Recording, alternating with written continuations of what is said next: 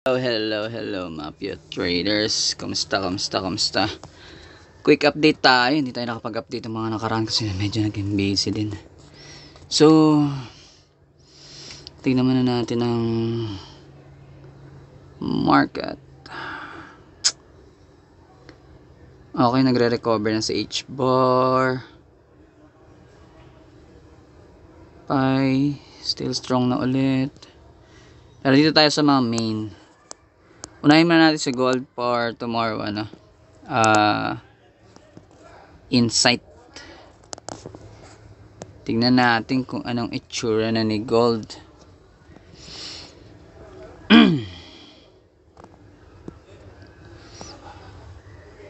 Since bullish tayo sa daily time frame, but currently meron tayong retracement. So nag-start na yung retracement ni gold. Wala pang clear na bounce. Kailangan siya mag-bounce ito, guys. Kailangan siya mag-bounce. Kailangan siya mag-bounce sa area na to bago siya mag-pump ulit. Bounce dito. Ang tingin ko dyan, bounce dito. And pag nag-pump siya, hanggang dito yung ipapump niyan. Sa area na to. Yung 4,100. Until niya mag-bounce dito sa 3,700. So, yun yung ano ko dyan. So, since bullish tayo, tingnan natin kung nagmamaterialize si MACD. MACD. Ayan, nagre-recover na.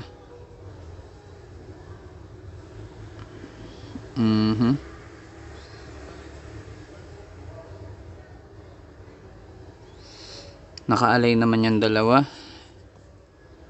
Solid. Tingin tayo sa 4 hours time frame.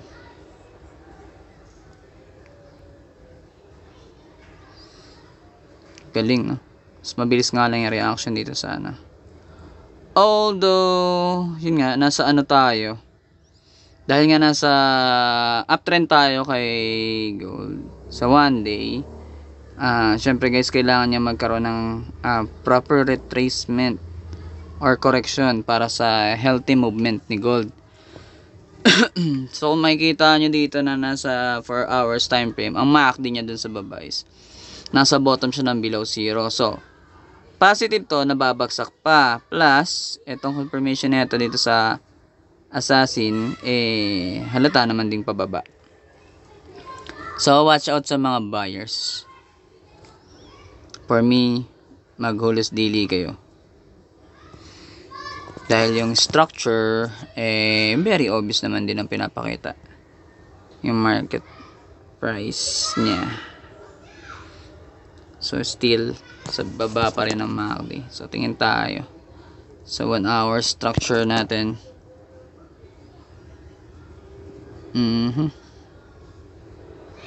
Diba? Very obvious. Yung pinapakita nitong ito nasa taas, temporary pump lang to. Huwag kayo ma-FOMO dito sa area na to. Pang fake out lang yan. May magkakaroon ng impulse, oo, pero di ganun kalakas. Para sa akin di ganun kalakas kasi kailangan niya nga magkaroon ng retracement. Pwedeng gaya na nga lang na itong measurement ko na ito is basagin niya tong area to. Yan, magkaroon siya ng breakout dito sa area na to. Magkaroon siya ng breakout dito. Itong ating ascending triangle, possible niya itong basagin for Monday or magkaroon ulit ng retest dyan, then mag-drop. Yan yung possible na tingin ko dyan sa kay gold. So, kalmahin muna. Wala pa akong pattern. Wala pa yung mga pattern ko. So, wala pa tayong trade. Sinisimulan ko nang i-implement ang aking playbook. Kasi ayoko na ng masyadong manoise. Para magkakaroon din tayo ng medyo relaxing din. Hindi na tayo ganong stress sa ang gusto ko ngayon, massive movement. yung hindi na ako kukuha ng mga chunk. Pero ilalak ko pa rin doon yung konsepto ng C20 ko. Makuha ko lang yung 20%, then lock ko na yun, then hayaan ko na umalagwa. Then titignan ko na lang kung saan yung magkakaroon ng exhaustion or yung pagbagal or paghina ng movement ng price action, kung saan man yung direction na papasukin ko. So yun ang aking inaabangan. So waiting game lang to. Makikita niyo yung massive movement na makikita. Or pwede ko rin tong pasukin to once na mag break to. Magbabay tayo dito, pero wait lang tayo ng confirmation to bounce back here. Doon mako-confirm natin yung panibagong market structure na uptrend, kung hanggang dito lang talaga yung pinaka-uptrend pinaka retracement ngayon ni gold. So antayin natin yung area ng 4,100, like yung sinabi ko kanina.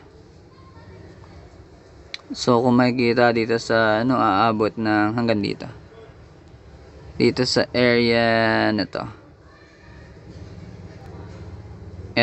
hanggang dito yung possible abutin, or dito yung level na to. Yan yung mga possible na pwede nyo abutin. Then mag-drop na ulit siya pababa since meron tayong correction sa daily bias. So yun yung para sa akin.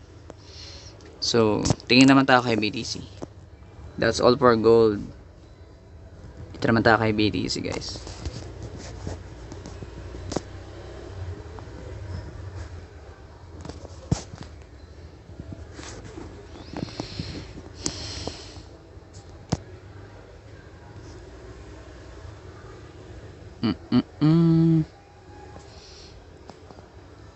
Zoom out tayo.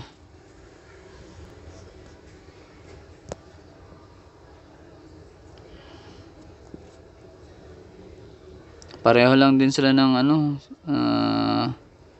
case ni gold. Ito naman ang ating digital gold. So downtrend, guys. Downtrend si BTC. Although nasa stage na siya, nasa bull market, pero para sa akin hindi pa ito yung talagang kasi magkakaroon to ng leg up. Kung mapapansin nyo, paangat yung ating assassin, so nagbi-build up siya ng position, yung mga whales nagbi-build up na ng position. Hindi natin alam kung kailan to mag-start, pero I believe this November or this mid ng November, 2nd to 3rd week. Ayan, makikitaan natin to ng talagang action. Malalaman natin kasi ito nagpi-flip na ito, nire-reject na yung signal. So possible magkaroon ng additional momentum pa itaas, like ito, lalo na ito pag break niya tong ito, guys. Nasaan ba yan? Pag break niya tong itong wait nga, eto, pag break niya tong area na to, yung yellow line na yan, asahan na natin ang pag-angat ni BTC. So pag binasag niya yung 16k, potential nito na pupunta na talaga tayo ng wave 3 ng Elliott wave. So doon ko siya nakikita. Yan ang aking forecast kay BTC.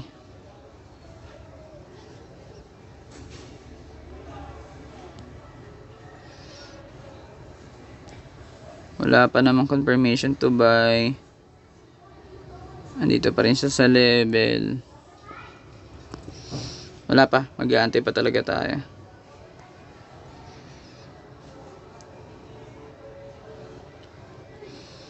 Excited na ako sa new sa bagong Euphoria. Ayan, nagkakaroon na sa 1 hour. Temporary impulse.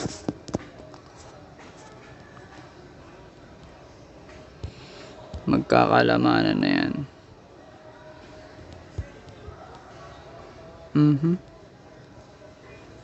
Ano nangyari? Okay. So yun, abang-abang muna tayo. Wala muna tayong gagawin sa ngayon. Wala pa sa criteria ko. So yun, update ko kayo guys bukas kung anong possible pa magiging reaction ni market. So yun lang. Feel free to join to our community, Mafia Traders, ang illegal na mga trader.